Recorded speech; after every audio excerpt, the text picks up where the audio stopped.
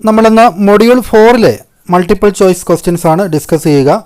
Sale of goods act 1930 ബന്ധപ്പെട്ട കുറച്ച് questions, അതിലെ പാർട്ട് എ നമുക്കിന്ന് ഡിസ്കസ് ചെയ്യാം. അതിനുശേഷം രണ്ടാമത്തെ ഭാഗത്തിൽ നമ്മൾ ഇതിലെ പാർട്ട് ബി 2 മാർക്കിൻ്റെ ക്വസ്റ്റ്യൻസ് കൂടി ഡിസ്കസ് ചെയ്യുന്നതാണ്. നമുക്ക് ഒന്നാമത്തെ ക്വസ്റ്റ്യനിലേക്ക് പോകാം. The sale of goods act applies to, ഈ സെയിൽ ഓഫ് ഗുഡ്സ് ആക്ട് 1930 അത് ഏത് ടൈപ്പ് ഗുഡ്സിലാണ് അത് ബാധകമാകുന്നത് എന്നുള്ളതാണ് ചോദിച്ചിരിക്കുന്നത് അല്ലേ. മൂവബിൾ ഗുഡ്സ് ആണോ, ഇമൂവബിൾ ഗുഡ്സ് ആണോ, മൂവബിൾ ആൻഡ് ഇമൂവബിൾ ഗുഡ്സ് ആണോ, സർവീസ് ആണോ എന്ന് ചോദിച്ചിട്ടുണ്ട്. അതിൽ ഏറ്റവും കറക്റ്റായിട്ടുള്ള ആൻസർ എന്ന് പറഞ്ഞാൽ ഏതാണ്? മൂവബിൾ ഗുഡ്സ് ആണ് അല്ലേ. അത് ഓർത്തിരിക്കുക. Sale of goods act applies to movable goods only, movable goods മാത്രമാണ്. അതായത് നമുക്ക് മൂവ് ചെയ്യിക്കാൻ പറ്റുന്ന, എടുത്തുകൊണ്ട് പോകാൻ പറ്റുന്ന തരത്തിലുള്ള ഗുഡ്സ് മാത്രമാണ് മൂവബിൾ ഗുഡ്സ് എന്ന കാറ്റഗറി പെടുക. ഇപ്പോൾ ഫർണിച്ചർ, ബുക്ക്, അതെല്ലാം മൂവബിൾ ഗുഡ്സ് ആണല്ലേ. ഇമൂവബിൾ ഗുഡ്സ് ആണെങ്കിൽ അത് റിയൽ എസ്റ്റേറ്റ് അല്ലെങ്കിൽ ലാൻഡ് പോലുള്ള കാര്യങ്ങളൊക്കെയാണ് ഇമ്മൂവബിൾ ഗുഡ്സിൽ വരുന്നത് അല്ലേ. അത് ട്രാൻസ്ഫർ ഓഫ് പ്രോപ്പർട്ടി ആക്റ്റൊക്കെ അതിനുവേണ്ടി പ്രത്യേകമുണ്ട്. അതൊന്നും ഈ സെയിൽ ഓഫ് ഗുഡ്സ് ആക്ടിൽ വരുന്നതല്ല. ബോത്ത് മൂവബിൾ ആൻഡ് ഇമ്മൂവബിൾ ഗുഡ്സും തെറ്റായിട്ടുള്ള ആൻസറാണ്. കാരണം എന്താണ്, ഇവിടെ ഇമ്മൂവബിൾ ഗുഡ്സ് എന്ന് വന്നിട്ടുണ്ടല്ലേ. അപ്പോൾ അതുകൊണ്ട് ഈ ഒരു ആൻസറും തെറ്റാണ്. സർവീസസും അത് കോൺട്രാക്റ്റ് ആക്ടിൻ്റെ കീഴിലാണ് സർവീസസ് ഒക്കെ വരിക. അതും ഈ ഒരു സെയിൽ ഓഫ് ഗുഡ്സ് ആക്ടിൻ്റെ കീഴിൽ വരുന്നതല്ല.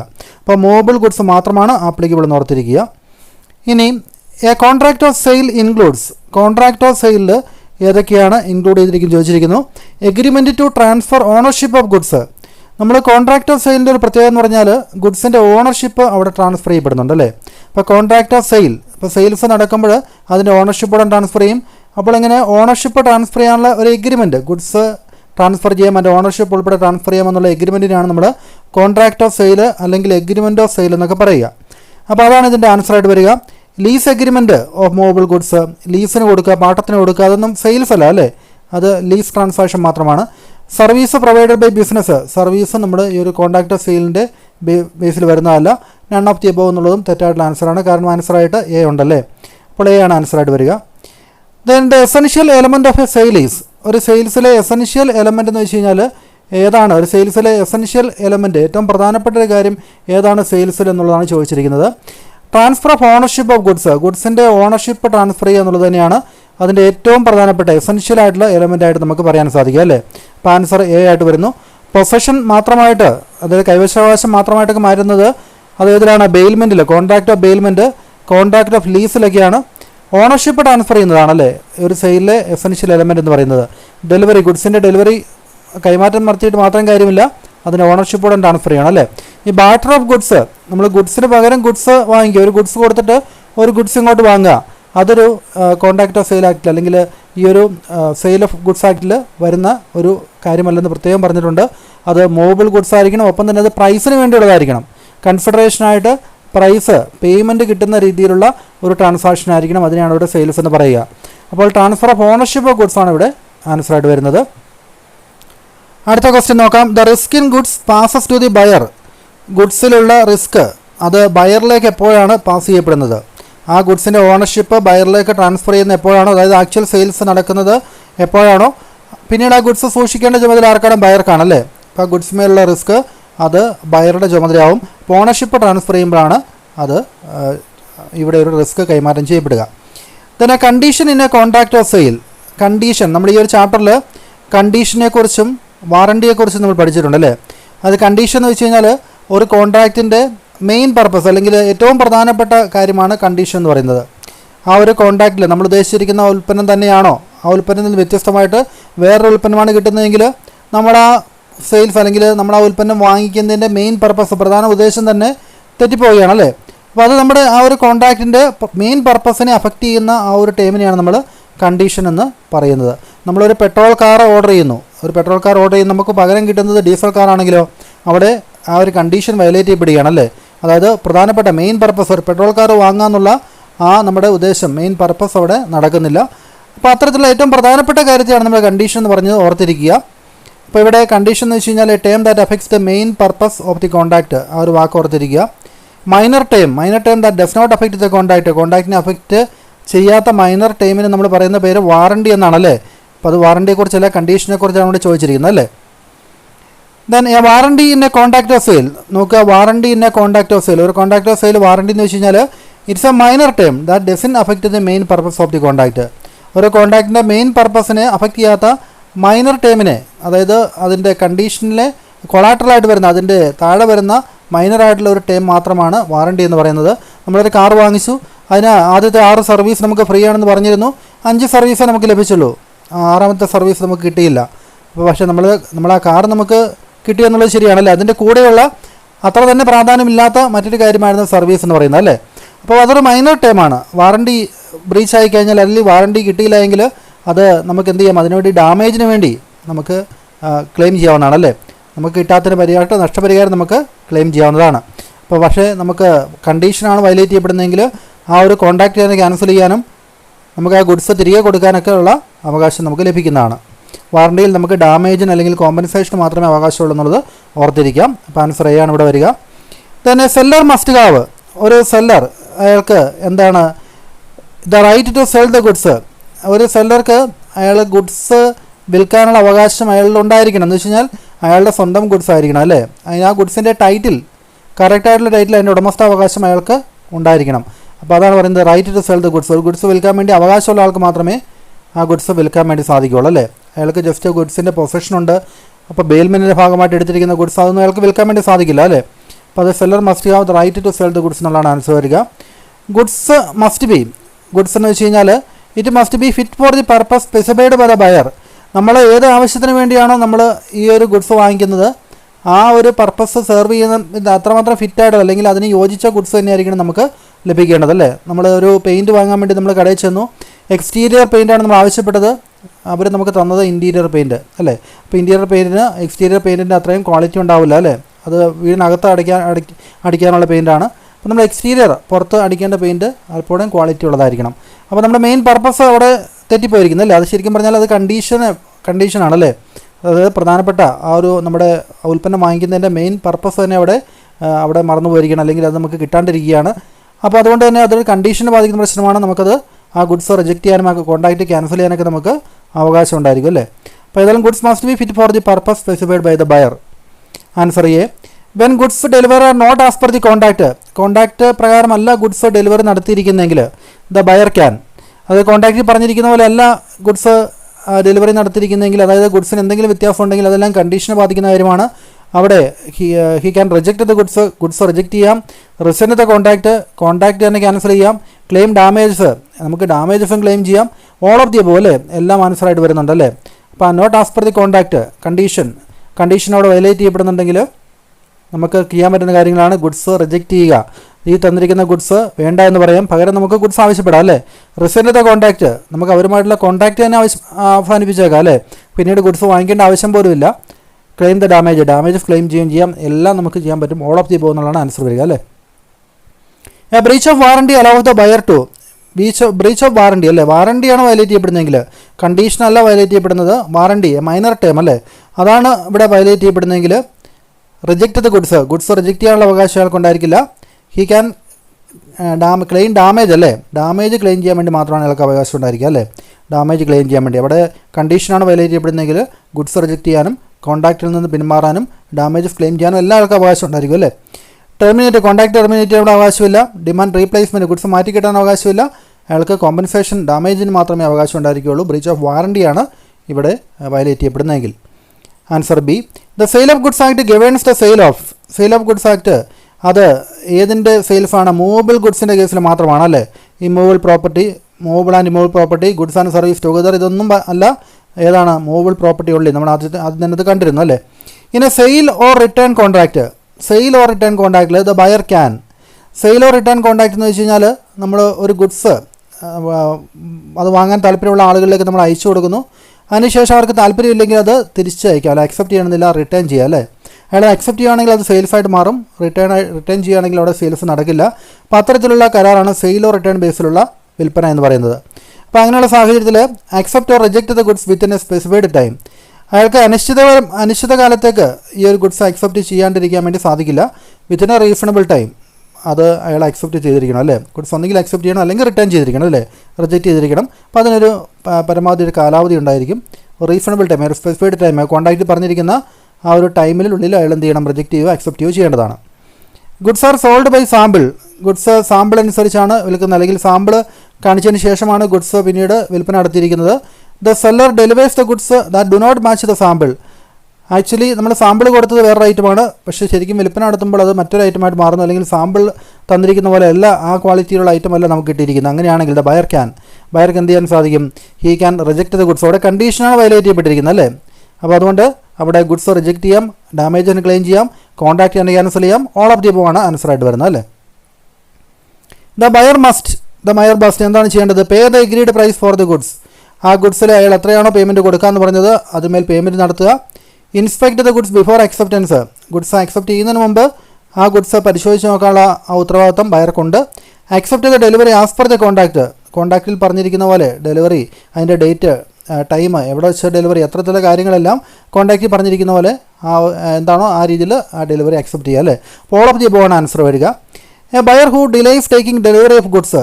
ഒരു ഗുഡ്സ് ഏറ്റെടുക്കുന്നതിൽ, ടേക്കിംഗ് ഡെലിവറി ഓഫ് ഗുഡ്സ് അത് ഏറ്റെടുക്കുന്നതിൽ എന്തെങ്കിലും താമസം വരുത്തുകയാണെങ്കിൽ ബയർ ആ പറഞ്ഞിരിക്കുന്ന കോൺടാക്റ്റിൽ നിന്ന് വ്യത്യസ്തമായിട്ട് ആ സമയത്ത് അയാൾ ഹാജരാവുകയോ ആ ഗുഡ്സ് ആ സമയത്ത് ഏറ്റെടുക്കുകയോ ചെയ്യാതിരിക്കുകയാണെങ്കിൽ ബിഎഫ് ദ റിസ്ക് ഓഫ് ലോസ് അല്ലേ. ആ ഗുഡ്സിന് മറ്റേതെങ്കിലും തരത്തിലുള്ള നഷ്ടം സംഭവിച്ചു കഴിഞ്ഞാൽ ആ റിസ്ക് ബയർ ഏറ്റെടുക്കേണ്ടി വരും അല്ലേ. കാരണം കോൺടാക്റ്റിൽ പറഞ്ഞിരിക്കുന്ന സമയത്ത് അയാളത് ആക്സെപ്റ്റ് ചെയ്തിട്ടില്ല അല്ലേ. അപ്പോൾ അതുകൊണ്ട് ഗുഡ്സ് അവിടെ കീപ്പ് ചെയ്യുന്നതുകൊണ്ട് ഉണ്ടാകുന്ന ഏതെങ്കിലും തരത്തിലുള്ള നാശനഷ്ടങ്ങൾ ഉണ്ടെങ്കിൽ അയാളത് സഹിക്കേണ്ടി വരും, ബയർ സഹിക്കേണ്ടി വരും. Then the sale of goods act does not apply to. Sale of goods act ഏതിലാണ് അപ്ലൈ ചെയ്യാത്തത്? നമുക്കറിയാം സെയിൽ ഓഫ് ഇമ്മൂവബിൾ ഗുഡ്സ് അല്ലേ. ഇമ്മൂവബിൾ ഗുഡ്സിൻ്റെ കേസിൽ ഈ sale of goods act applicable അല്ല. സെയിൽ ഓഫ് മൂവബിൾ ഗുഡ്സ് ഓക്കെയാണ്. ഫ്യൂച്ചർ ഗുഡ്സ് എന്ന് വെച്ച് കഴിഞ്ഞാൽ നമ്മൾ ഭാവിയിൽ ഏതെങ്കിലും ഒരു ദിവസം ആ ഗുഡ്സ് കൈമാറ്റം ചെയ്യാനുള്ള എഗ്രിമെൻറ്റാണ് സെയിൽ ഓഫ് ഗുഡ്സ് ആക്റ്റിൽ അത് വരുന്നുണ്ട്. നമുക്ക് അടുത്ത സീസണിൽ മാംഗോസ്, അടുത്ത ആ ഒരു വിളവെടുപ്പ് സമയത്ത് മാംഗോസ് നമ്മൾ വാങ്ങാമെന്ന് സമ്മതിച്ചിരിക്കുന്നു അല്ലേ. അപ്പോൾ അതാണ് ഫ്യൂച്ചർ ഗുഡ്സ് എന്ന് പറയുന്നത്. ഇപ്പോൾ ആ ഗുഡ്സ് ഉണ്ടായിട്ടില്ല, പിന്നീടാണ് ഗുഡ്സ് ഉണ്ടാവുകയുള്ളൂ. കണ്ടിൻജൻറ്റ് കോൺട്രാക്റ്റും ഏകദേശം വരുന്നുണ്ട്. കൂടുതലും കണ്ടിൻജൻറ്റ് കോൺട്രാക്റ്റ് ആക്റ്റിലാണ് വരുന്നത്. ഏതെങ്കിലും ഭാവിയിൽ ഒരു കാര്യം സംഭവിക്കുകയാണെങ്കിൽ ഞാൻ ഗുഡ്സ് നിങ്ങൾക്ക് നൽകാം എന്നുള്ളത് അല്ലേ. നിങ്ങൾ അടുത്ത മാസം ലൈസൻസ് എടുക്കുകയാണെങ്കിൽ നിങ്ങൾക്ക് എൻ്റെ ബൈക്ക് നൽകുന്നതാണ്, ബൈക്ക് വിൽപ്പന നടത്തുന്നതാണ്. അപ്പോൾ അത്തരത്തിലുള്ള കരാറാണ് കണ്ടിൻജൻറ്റ് കോൺട്രാക്റ്റ് എന്ന് പറയുന്നത്. അത് കൂടുതലും നമുക്ക് വരുന്നത് കോൺട്രാക്റ്റ് ആക്റ്റിലാണ്. എങ്കിലും വിൽപ്പന ആയതുകൊണ്ട് തന്നെ സെയിൽ ഓഫ് ഗുഡ്സ് ആക്റ്റിലും അത് ബാധകമാണെന്ന് പറയാം. അപ്പോൾ ഒട്ടും ബാധകമല്ല. അത് ഏറ്റവും മോസ്റ്റ് ഡസ് നോട്ട് അപ്ലൈ എന്നുള്ള കാര്യം ഏറ്റവും ബാധകമല്ലാത്തത് അല്ലെങ്കിൽ ഏറ്റവും ഇവിടെ പ്രധാനപ്പെട്ട ഉത്തരമായിട്ട് നമുക്ക് പറയാൻ പറ്റുന്ന സെയിൽ ഓഫ് ഇമ്മൂവബിൾ ഗുഡ്സ് തന്നെയാണ് അല്ലേ. തന്നെ contract of sale is defined as. Contract of സെയിലിനെ നമ്മുടെ ഡെഫിനേഷൻ ഇങ്ങനെ പറയാം: a contract where ownership of goods is transferred for a price. നമ്മുടെ ഒരു പ്രൈസിന്, ഒരു വില നിശ്ചയിച്ച് ഗുഡ്സിൻ്റെ ഓണർഷിപ്പ് സെല്ലർ ബയർക്ക് കൈമാറുന്ന ആ ഒരു കോൺട്രാക്റ്റിനെയാണ് കോൺട്രാക്ട് ഓഫ് സെയിൽ അല്ലെങ്കിൽ എഗ്രിമെൻറ്റ് ഓഫ് സെയിൽ എന്ന് പറയുന്നത് അല്ലേ.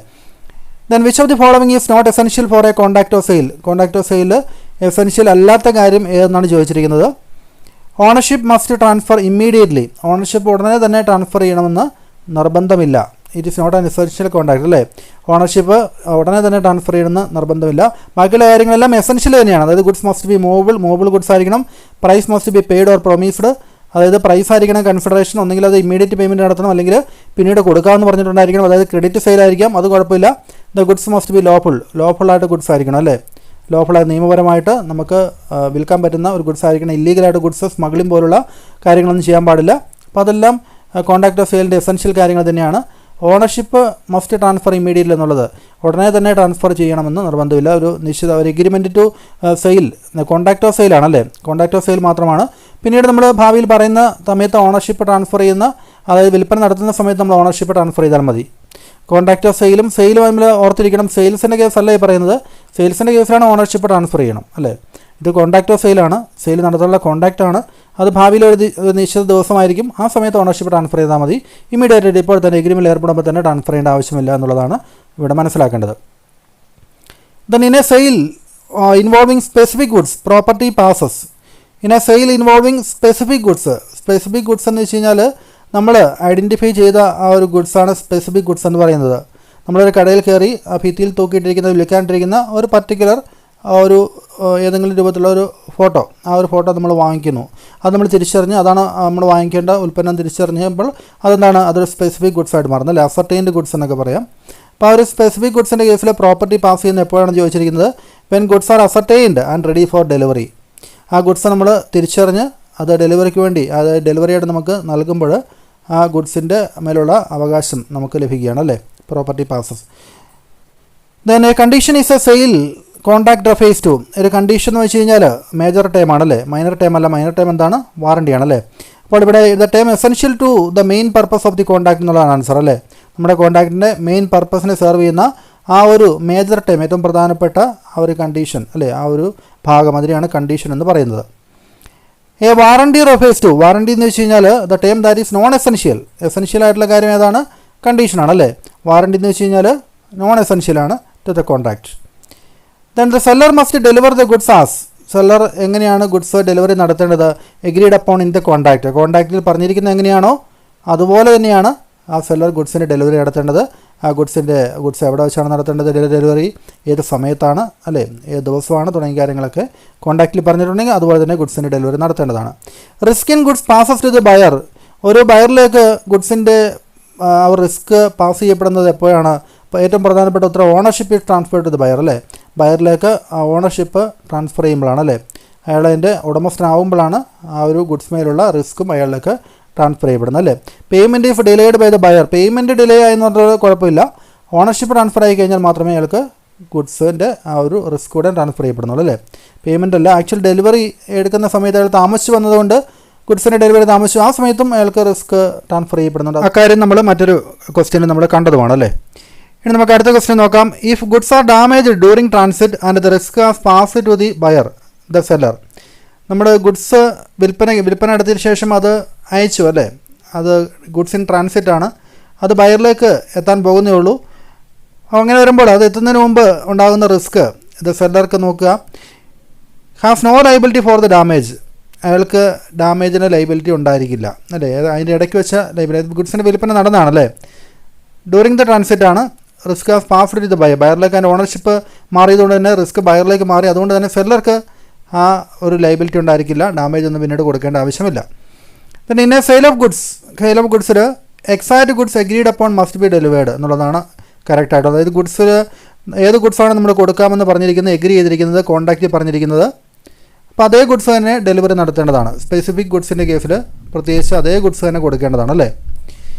Then the buyer's primary obligation in a contract of sale is to, contract of സെയിലിൽ ബയറുടെ പ്രധാനപ്പെട്ട ഒബ്ലിഗേഷൻ, ഒരു ബാധ്യത അല്ലെങ്കിൽ അദ്ദേഹത്തിൻ്റെ ഉത്തരവാദിത്വം എന്ന് പറയുന്നത് എന്താണെന്ന് ചോദിച്ചിരിക്കുന്നു. Pay the agreed price as per the terms ആണല്ലേ. ആ ടേംസിൽ പറഞ്ഞിരിക്കുന്ന പോലെ, കോൺട്രാക്ട് ഓഫ് സെയിൽ പറഞ്ഞിരിക്കുന്ന പോലെ ക്യാഷ് പേയ്മെൻ്റ് ആണെങ്കിൽ അപ്പോൾ തന്നെ ക്യാഷ് കൊടുക്കുക, പിന്നീടാണ് കൊടുക്കുന്നതെങ്കിൽ പിന്നീട് ആ പറഞ്ഞിരിക്കുന്ന ഡേറ്റിൽ കൃത്യമായിട്ട് ക്യാഷ് കൊടുക്കുക എന്നുള്ളതാണ് അദ്ദേഹത്തിൻ്റെ ഏറ്റവും പ്രധാനപ്പെട്ട ഉത്തരവാദിത്വം എന്ന് പറയുന്നത് അല്ലേ, പ്രൈമറി ഒബ്ലിഗേഷൻ അല്ലേ. ഇൻസ്പെക്ട് ദ ഗുഡ്സ് ആഫ്റ്റർ ഡെലിവറിക്ക് ശേഷം ഗുഡ്സ് പരിശോധിക്കുക എന്നുള്ളത് ഉള്ളതല്ല, അതിന് മുമ്പ് തന്നെ പരിശോധിക്കുക എന്നുള്ളതാണ് അല്ലേ. Ensure the seller delivers the goods അയാളുടെ ഡെലിവറി സെല്ലർ നടത്തുന്നു എന്നുള്ളത് ഉറപ്പുവരുത്തുക, അത് എസെൻഷ്യലാണെന്ന് പറയാൻ വേണ്ടി സാധിക്കില്ല, അത് സെല്ലറുടെ ഉത്തരവാദിത്തമാണ് അല്ലേ. റീസെയിൽ ദ ഗുഡ്സിലെ തേർഡ് പാർട്ടി, നമ്മൾ വാങ്ങിച്ച ഗുഡ്സ് തേർഡ് പാർട്ടി കൊടുക്കുക, അതൊന്നുമല്ല. ഈ ഒരു കോൺട്രാക്ട് ഓഫ് സെയിൽ ഏറ്റവും പ്രധാനപ്പെട്ട കാര്യം കോൺട്രാക്റ്റ് പറഞ്ഞിരിക്കുന്ന പോലെ അതിൻ്റെ പേയ്മെൻറ്റ് കൃത്യമായിട്ട് കൊടുക്കുക എന്നുള്ളത് തന്നെയാണ്. A buyer can claim damage for a breach of condition, ഒരു ബയർക്ക് എപ്പോഴാണ് ബ്രീച്ച് ഓഫ് കണ്ടീഷൻ ബ്രീച്ച് ആകുമ്പോൾ ഡാമേജ് ക്ലെയിം ചെയ്യാൻ സാധിക്കുമെന്ന് ചോദിച്ചിരിക്കുന്നത്. The goods do not match the ഡിസ്ക്രിപ്ഷനിൽ പറഞ്ഞിരിക്കുന്ന പോലെ, ഡിസ്ക്രിപ്ഷൻ എന്ന് വെച്ച് കഴിഞ്ഞാൽ ഒരു ഗുഡ്സിനെ സംബന്ധിച്ച് അതിൻ്റെ സെല്ലർ നൽകുന്ന വിവരണമാണല്ലേ, ആ ഗുഡ്സിൻ്റെ ക്വാളിറ്റിയെക്കുറിച്ച്, ആ ഗുഡ്സിൻ്റെ അതിൻ്റെ കളറിനെക്കുറിച്ച്, ആ എണ്ണത്തെക്കുറിച്ച്, അതിനെക്കുറിച്ചൊക്കെ ഡിസ്ക്രിപ്ഷനിൽ പ്രത്യേകം പറഞ്ഞിട്ടുണ്ടെങ്കിൽ വിവരണത്തിൽ അയാൾ പറഞ്ഞിരിക്കുന്ന എന്തൊക്കെയാണോ അതിലെന്തെങ്കിലും മാറ്റം വരുമ്പോൾ അത് ബ്രീച്ച് ഓഫ് കണ്ടീഷനാണ്. അങ്ങനെ വരുമ്പോൾ അയാൾക്ക് എന്ത് ചെയ്യാം, ഡാമേജസ് ക്ലെയിം ചെയ്യാവുന്നതാണ് അല്ലേ. He can claim damages for breach of condition, damage claim ചെയ്യുകയോ ഗുഡ്സിൻ്റെ ഡെലിവറി എടുക്കാതിരിക്കുകയോ ഗുഡ്സ് റിജക്റ്റ് ചെയ്യുക, കോൺട്രാക്റ്റ് ക്യാൻസൽ ചെയ്യുക, അതെല്ലാം ചെയ്യാവുന്നതാണല്ലേ. Then if the seller fails to do delivery the goods the buyer can, അതായത് ഗുഡ്സ് ഡെലിവറി നടത്തുന്നതിൽ സെല്ലർ പരാജയപ്പെടുമ്പോൾ the buyer can sue for damages, അയാൾക്ക് ഗുഡ്സ് ലഭിച്ചിട്ടില്ല അല്ലേ, അപ്പോൾ അയാൾക്ക് കോൺട്രാക്റ്റിൻ്റെ ഒരു വയലേഷൻ അവിടെ നടന്നു, അപ്പോൾ അതുകൊണ്ട് അയാൾക്ക് എന്തെങ്കിലും തരത്തിലുള്ള നഷ്ടങ്ങൾ ഉണ്ടായിട്ടുണ്ടെങ്കിൽ, സമയനഷ്ടമോ അല്ലെങ്കിൽ പണനഷ്ടമോ എന്തെങ്കിലും ഉണ്ടായിട്ടുണ്ടെങ്കിൽ അതിനുള്ള ഡാമേജ്, സ്യൂ ഫോർ ഡാമേജസിന് അയാൾക്ക് കേസ് കൊടുക്കാവുന്നതാണ്. The implied condition of fitness for purpose applies, fitness for purpose എന്ന് പറഞ്ഞാൽ ഒരു ഇംപ്ലൈഡ് കണ്ടീഷൻ, അതായത് നമ്മൾ ഏത് ഉദ്ദേശത്തിന് വേണ്ടിയാണ് ഉൽപ്പന്നം വാങ്ങുന്നത് അതിന് ആ ഒരു പ്രൊഡക്റ്റ് ഫിറ്റ് ആയിരിക്കണം എന്നുള്ളതാണ്, സ്യൂട്ടബിൾ ആയിരിക്കണം എന്നുള്ളതാണ്. അപ്പോൾ ഫിറ്റ്നസ് ഫോർ പർപ്പസ് എന്നുള്ള ഒരു ഇംപ്ലൈഡ് കണ്ടീഷൻ അത് എപ്പോഴാണ് ബാധകമാകുന്നത്? The buyer inform the seller of the specific purpose, നമ്മൾ ഏത് പർപ്പസിന് വേണ്ടിയാണ് ഈ ഉൽപ്പന്നം വാങ്ങുന്നത് എന്നുള്ളത് അത് സെല്ലറെ കൃത്യമായിട്ട് അറിയിക്കുകയും സെല്ലർ അറിഞ്ഞുകൊണ്ട് മറ്റൊരു പ്രൊഡക്റ്റ് സ്യൂട്ടബിൾ അല്ലാത്ത ഫിറ്റ് അല്ലാത്ത മറ്റൊരു പ്രൊഡക്റ്റ് നമുക്ക് നൽകാനും പാടില്ല. അപ്പോൾ നമ്മൾ സ്പെസിഫിക് പർപ്പസ് സെല്ലറെ അറിയിച്ചിട്ടുണ്ടെങ്കിൽ തീർച്ചയായിട്ടും ആ ഗുഡ്സ് ഫിറ്റ്നസ് ഫോർ പർപ്പസ് എന്നുള്ള ആ ഒരു കാര്യം അവിടെ പാലിക്കപ്പെടേണ്ടതാണ്. അതൊരു ഇംപ്ലൈഡ് കണ്ടീഷനാണല്ലേ, ആ ഗുഡ്സ് ഫിറ്റ് ആയിരിക്കണം എന്നുള്ളത് പ്രത്യേകം എടുത്തു പറയേണ്ട ആവശ്യമില്ല. നമ്മുടെ ആവശ്യം സെല്ലറോട് പറഞ്ഞാണല്ലേ. അപ്പോൾ അതുകൊണ്ട് അത്തരത്തിലുള്ള പ്രൊഡക്റ്റ് നൽകാനുള്ള ആ ഒരു ഉത്തരവാദിത്വം സെല്ലർക്കുണ്ട്. The implied warranties in a sale include. ഒരു സെയിലിലെ ഇംപ്ലൈഡ് വാറണ്ടി എന്ന് വെച്ച് കഴിഞ്ഞാൽ ക്വയറ്റ് പൊസഷൻ ഓഫ് ഗുഡ്സ് ആണ്. അതായത് ഗുഡ്സിന് അതിൻ്റെ ഒരു ക്വയറ്റ് പൊസഷൻ, അതിൻ്റെ പൂർണ്ണമായിട്ടുള്ള ആ ഒരു കൈവശാവകാശം പൊസഷൻ നമുക്ക് ലഭിക്കേണ്ടതാണ് അല്ലേ. Implied warranties in a sale include അതിൽ ഉൾപ്പെടുന്നുണ്ട്. അടുത്തത് ownership does not transfer in a sale. ഒരു സെയിലിൽ ഓണർഷിപ്പ് ഇമ്മീഡിയറ്റ് ട്രാൻസ്ഫർ ചെയ്യപ്പെടാത്ത ഏത് കേസിലാണെന്നാണ് ചോദിച്ചിരിക്കുന്നത്. The goods are unascertained. Unascertained ആയിട്ടുള്ള ഗുഡ്സ് ആണെങ്കിൽ ആ ഗുഡ്സ് ഐഡൻറ്റിഫൈ ചെയ്ത് അത് കൃത്യമായിട്ട് ഐഡൻറ്റിഫൈ ചെയ്യുന്നവരെ ആ ഗുഡ്സിൻ്റെ ഓണർഷിപ്പ് ട്രാൻസ്ഫർ ചെയ്യപ്പെടുന്നില്ല അല്ലേ. ഇപ്പോൾ അൺഅസർട്ടൈൻഡ് ഗുഡ്സ് എന്ന് വെച്ച് കഴിഞ്ഞാൽ നമ്മൾ ഐഡൻറ്റിറ്റിക്കലായിട്ടുള്ള ഗുഡ്സ് ആണെങ്കിൽ, ഐഡൻറ്റിക്കലാണ് ഗുഡ്സ് ആയിട്ടാണെങ്കിൽ അൺഅസർട്ടൈൻഡ് ആയിട്ടുള്ള ഒരു കാറ്റഗറി പെടുത്തുക. ഇപ്പോൾ ഉദാഹരണം പറഞ്ഞു കഴിഞ്ഞാൽ നമ്മളൊരു 10 ചാക്ക് അരി നമ്മൾ ഓർഡർ ചെയ്യുന്നു ഒരേ കമ്പനിയുടെ തന്നെ. അപ്പോൾ ഒരു 500 ചാക്ക് ഇരിക്കുന്ന ആ ഒരു ഗോഡൗണിൽ നിന്നാണ് 10 ചാക്ക് നമ്മൾ ആവശ്യപ്പെടുന്നത്. അപ്പോൾ അതിൻ്റെ ആ ഒരു 10 ചാക്ക് നമുക്ക് നമ്മൾ ചൂണ്ടിക്കാണിച്ച ഒരു 10 ചാക്ക് അവർ എടുത്തു തരുന്നു. അപ്പോഴാണ് ഐഡൻറ്റിഫൈ ചെയ്യപ്പെടുന്നത് അല്ലേ. അപ്പോൾ അത് നമ്മൾ അംഗീകരിക്കുകയും, അതായത് ബയർ അത് അംഗീകരിക്കുകയും സെല്ലർ നമുക്ക് എടുത്ത് തരികയും ചെയ്യുമ്പോഴാണ് അത് ഐഡൻറ്റിഫൈ ചെയ്യപ്പെടുക എന്ന് പറയുക. അപ്പോൾ അത്തരത്തിൽ അൺഅസർട്ടൈൻഡ് ഗുഡ്സിൽ ആ ഗുഡ്സ് അസർട്ടൈൻ ചെയ്യപ്പെടുന്നവരെ, ഐഡൻറ്റിഫൈ ചെയ്യപ്പെടുന്നവരെ അതിൻ്റെ ഓണർഷിപ്പ് ട്രാൻസ്ഫർ ചെയ്യപ്പെടുന്നില്ല. അപ്പോൾ അതുകൊണ്ട് ആൻസർ ഗുഡ്സ് ആർ അൺഅസർട്ടൈൻഡ് ഉള്ള കേസിലാണ് ഓണർഷിപ്പ് ഇമ്മീഡിയറ്റ് ആയിട്ട് ട്രാൻസ്ഫർ ചെയ്യപ്പെടാത്തതെന്ന് ഓർത്തിരിക്കുക. The buyer bears the risk for a goods. ഗുഡ്സുമേലുള്ള റിസ്ക് ബയർ എപ്പോഴാണ് അയാൾക്കുണ്ടാവുക? അത് property has passed to the buyer. അതായത് ബയറിലേക്ക് ആ ഒരു ഗുഡ്സിൻ്റെ പ്രോപ്പർട്ടി എന്നോട് ഉദ്ദേശിക്കുന്ന അതിൻ്റെ ഓണർഷിപ്പാണ്. അത് ട്രാൻസ്ഫർ ചെയ്യപ്പെടുമ്പോഴാണ് ബയർക്ക് റിസ്ക് ഉണ്ടാവുക. അതായത് പിന്നീട് ഉണ്ടാകുന്ന റിസ്ക് ബയറുടെ ഉത്തരവാദിത്തമായിരിക്കും. Then goods sold under sale or return must be. Sale or return ബേസിലുള്ള ആ ഒരു ഗുഡ്സിൻ്റെ sale approved or rejected by the buyer within a reasonable time. ഒരു റീസണബിൾ ടൈമിൽ ആ ഗുഡ്സ് അപ്രൂവ് ചെയ്യുകയും അല്ലെങ്കിൽ റിജക്റ്റ് ചെയ്യണം. നമ്മളൊരു മുൻ ക്വസ്റ്റ്യൻ ഇത് കണ്ടു തന്നെയാണ് അല്ലേ. A contract of sale applies to. ഒരു കോൺട്രാക്ട് ഓഫ് സെയിൽ അപ്ലൈ ചെയ്യുന്നത് മൂവബിൾ ഗുഡ്സിനുള്ളിൽ മാത്രമാണല്ലേ. മൂവബിൾ പ്രോപ്പർട്ടിയിലോ സർവീസിലോ ഒന്നും പറ്റില്ല. ഇൻടാഞ്ചിബിൾ അസറ്റിലേക്ക് ഗുഡ്വിലോ അതൊന്നും നടക്കില്ല. മൂവബിൾ ഗുഡ്സ് മാത്രമാണെന്നുള്ളത് ഓർത്തിരിക്കുക. A breach of warranty allows the buyer to. ഒരു ബ്രീച്ച് ഓഫ് വാറണ്ടിയുടെ ബ്രീച്ച് നടന്നു കഴിഞ്ഞാൽ ക്ലെയിം ഡാമേജസ് ക്ലെയിം ചെയ്യാൻ വേണ്ടിയാണ് അത് ബയറെ അനുവദിക്കുന്നത് അല്ലേ. ഗുഡ്സ് റിജക്റ്റ് ചെയ്യാനോ കോൺട്രാക്റ്റ് ടെർമിനേറ്റ് ചെയ്യാനോ റിസെൻഡ് ചെയ്യാനോ ഒന്നും ബയർക്ക് അവകാശമില്ല. Accept and seek compensation seek ചെയ്യുക എന്നുള്ളതും ഒരു ശരിയായിട്ടുള്ള ആൻസറാണെന്ന് വേണമെങ്കിൽ പറയാം. പക്ഷേ ഏറ്റവും കൂടുതൽ സ്യൂട്ടബിൾ ആയിട്ടുള്ള ആൻസർ എന്ന് പറയുന്നത് ക്ലെയിം ഡാമേജ് തന്നെയാണ്. അപ്പോൾ ഏതെങ്കിലും ഒരുത്തം തിരഞ്ഞെടുക്കേണ്ടതുകൊണ്ട് ക്ലെയിം ഡാമേജ് തന്നെ നമുക്ക് ആൻസർ കൊടുക്കാം. Goods perished before the contract is formed make the contract. ഒരു കോൺട്രാക്റ്റിലേക്ക് എത്തുന്നതിന് മുമ്പ് നശിക്കപ്പെട്ടൊരു ഗുഡ്സ് ആണെങ്കിൽ, ആ ഒരു ഗുഡ്സ് നിലവിലില്ലെങ്കിൽ ആ ഒരു കോൺട്രാക്റ്റ് എന്താണ്? വോയിഡ് കോൺട്രാക്റ്റ് ആണല്ലേ. ഗുഡ്സ് അതിൻ്റെ എക്സിസ്റ്റൻസ് ഇല്ല, അത് പെരീഷ്ഡ് ആണെങ്കിൽ ആ ഒരു കോൺട്രാക്റ്റ് ഓഫ് സെയിൽ എന്ന് പറഞ്ഞാൽ അത് വോയിഡ് ആണെന്നുള്ളത് ഓർത്തിരിക്കുക, നടപ്പിലാക്കാൻ പറ്റുന്നതല്ല. In the case of unascertained goods property in the goods passes. Unascertained goods ആണെങ്കിൽ നമ്മൾ ആദ്യം പറഞ്ഞ പോലെ ഐഡൻറ്റിക്കൽ ആയിട്ടുള്ള ഗുഡ്സ് അൺഅസർട്ടൈൻഡ് ഗുഡ്സ് ആണെങ്കിൽ അതിന്മേലുള്ള പ്രോപ്പർട്ടി എപ്പോഴാണ് പാസ് ചെയ്യപ്പെടുക? When the goods are identified. Goods identify ചെയ്ത് അപ്രോപ്രിയേറ്റ് ചെയ്ത് അല്ലേ, അതിൻ്റെ കൃത്യമായിട്ട് തൂക്കം നമുക്ക് എടുത്തു തരുമ്പോൾ മാത്രമാണ് അതിൻ്റെ ആ ഒരു ഓണർഷിപ്പ് പാസ് ചെയ്യപ്പെടുന്നത് അല്ലേ. Warranty is breached when. Warranty എപ്പോഴാണ് ബ്രീച്ച് ചെയ്യപ്പെടുന്നത്? There are minor defects in the ഗുഡ്സിൽ മൈനർ ഡിഫക്ട്സ് ഉണ്ടാകുമ്പോഴാണ് വാറണ്ടി ബ്രീച്ച് ചെയ്യപ്പെടുന്നത് അല്ലേ. അതിന് മേജർ ഡിഫക്റ്റ് ഒക്കെ ആണെങ്കിൽ എന്താണത്? കണ്ടീഷനെ ബാധിക്കുന്നതാണല്ലേ. then a breach of condition is a contract results in a breach of condition in a contract. ഒരു കോൺട്രാക്റ്റിലെ കണ്ടീഷൻ ബ്രീച്ച് ആവുമെന്ന് വെച്ച് കഴിഞ്ഞാൽ the buyer being able to reject the goods reject ചെയ്യാനുള്ള അവകാശം ബയർക്കുണ്ടെന്ന് അർത്ഥം അല്ലേ. If goods are destroyed before the delivery due to unforeseen events. നമുക്ക് പ്രതീക്ഷിക്കാത്ത ചില സംഭവങ്ങൾ കൊണ്ട് ഗുഡ്സിൻ്റെ ഡെലിവറി നടക്കുന്നതിന് മുമ്പേ ഗുഡ്സ് ഡിസ്ട്രോയ് ചെയ്യപ്പെടുന്നു, അച്ചീവ് ചെയ്തു. ദ കോൺട്രാക്റ്റ് ഈസ്, ആ ഒരു കോൺട്രാക്റ്റ് എന്താണ്? അത് വോയിഡ് ആണ്. If the goods were specific and no fault lies with either party അല്ലേ. ഒരു പ്രത്യേകം നമ്മൾ ഐഡൻറ്റിഫൈ ചെയ്ത ഗുഡ്സ് തന്നെയാണെങ്കിൽ അത് സ്പെസിഫിക് ഗുഡ്സ് ആണ്. അപ്പോൾ ആ ഒരു ഗുഡ്സിന് പകരം മറ്റൊരു ഗുഡ്സ് ഇല്ല. ഒരു ഏതർ പാർട്ടി, നമ്മുടെ രണ്ടുപേരുടെയും കുറ്റം കൊണ്ടല്ല, ബയറുടെയും സെല്ലറുടെയും കുറ്റം കൊണ്ടല്ല ആ ഗുഡ്സ് നശിക്കപ്പെടുന്നത്. അത്തരം കാരണങ്ങൾ കൊണ്ട് തന്നെ ആ ഒരു കോൺട്രാക്റ്റ് പിന്നെ വോയിഡ് ആയിരിക്കും അല്ലേ. ആ ഒരു കോൺട്രാക്റ്റ് നടപ്പിലാക്കാൻ വേണ്ടി സാധിക്കില്ല. അതാണ് ആൻസറായിട്ട് വരുന്നത്. അപ്പോൾ നമ്മളൊരു പാർട്ട് എയിൽപ്പെട്ട 40ഓളം ക്വസ്റ്റ്യൻസ് ഇപ്പോൾ ഡിസ്കസ് ചെയ്ത് കഴിഞ്ഞു. അപ്പോൾ ഇനി നമുക്ക് സെക്ഷൻ ബിയിലും ഏകദേശം ഇത്രോളം ക്വസ്റ്റ്യൻസ് തന്നെ നമുക്ക് നോക്കാനുണ്ട്. നമുക്കത് അടുത്ത ക്ലാസ്സിൽ ഡിസ്കസ് ചെയ്യാം. ഓക്കെ, അപ്പോൾ എല്ലാവരും ഈ ക്ലാസ് മറക്കാതെ ഒന്ന് ലൈക്ക് ചെയ്തേക്കുക, മാക്സിമം ഒന്ന് ഷെയർ ചെയ്ത് കൊടുത്തേക്കുക. Okay, thank you.